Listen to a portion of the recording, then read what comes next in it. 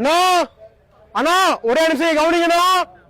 அண்ணா கவனிங்க, என்னுடைய குழந்தை 3 மாசம் தான் ஆகுது. இங்க பாருங்க, 3 மாசம் குழந்தைனா இந்த மாதிரி எத்தனையோ குழந்தைகள் இன்னைக்கு அனாதைகளா மாறுறாங்க. காரணம் டாஸ்மாக்னாலதான்.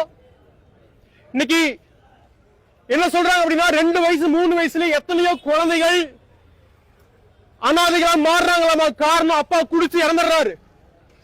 எத்தனையோ அப்பாக்கள் தங்களுடைய பிள்ளைகளை அனாதையா தவிக்க விட்டு போயிடுறாங்க.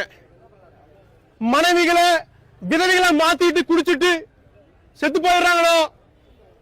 தயவு செஞ்சு இந்த காரியத்துல நீங்க மாட்டிக்காதீங்க. இந்த மாதிரி குழந்தைகளை கொஞ்சம் பாருங்க. தமிழ்நாட்டில் இன்னைக்கு மக்கள் தொகை அதிகமாயிருச்சு. அதே போல அனாதை குழந்தைகளும் அதிகமாயிட்டாங்க. அனாதை குடும்பங்களும் இன்னைக்கு அதிகமாயிட்டாங்க. நீங்க எல்லாம் எவ்வளவு கஷ்டப்பட்டு சம்பாதிக்கிறீங்க. அந்த கஷ்டப்பட்டு சம்பாதிக்கிற காசை கொண்டு வந்து கொடுத்து உங்களையும் உங்க குடும்பத்தையும் உங்க பிள்ளைகளுடைய வாழ்க்கையும் கெடுத்துறாதீங்க தயவு செஞ்சு. இந்த வழியா குடும்பத்தோட போயிட்டு இருந்தேன். இத்தனை பேரை பார்த்துட்டு கண்டும் காணாம போக முடியல. காரணம் சர்ச்சிலிருந்து வரோம். தயவு செஞ்சு நாங்க சர்ச்சு உங்க எல்லாத்துக்காகவும் பிரேயர் பண்றோம். மனம் திரும்புங்க. இந்த மாதிரியான பாவத்திலிருந்து இயேசு கிறிஸ்துவால் விடுதலை கொடுக்க முடியும். நானும் அப்படிதான் இருந்தேன்.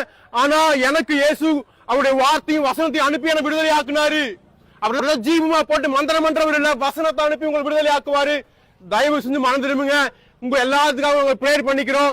தயவு செஞ்சு உங்களையும் உங்க குடும்பத்தையும் உங்க மனைவிகளையும் பாருங்க ஐயா, தயவு செஞ்சு. சரிங்களா? சரிங்க ஐயா, தயவு செஞ்சு கேளுங்க. உங்க குடும்பத்தை தவிக்க விட்டுறாதீங்க. குடும்பத்தை தவிக்க விட்டுறாதீங்க. பிள்ளைகளை தவிக்க விட்டுறாதீங்க.